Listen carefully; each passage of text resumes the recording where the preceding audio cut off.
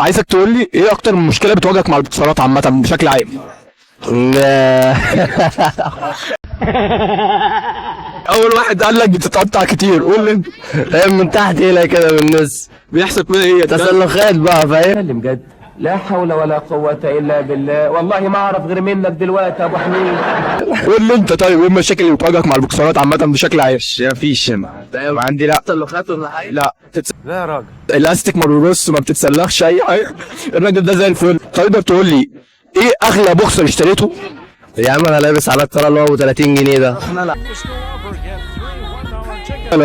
عايزك تقول لي ايه اغلى بوكسر اشتريته في حياتك؟ اغلى بوكس اشتريته في ايه يعني؟ اغلى بوكسر فلانتين ايه يا عم؟ اغلى بوكسر اشتريته دفعت فيه رقم 4000 جنيه كان. ليه يا ابني؟ ليه بوكسر ايه ده؟ انت بتشوف جايبهم ليه؟ هاتولي الكلب ده، هاتولي على مكتبي.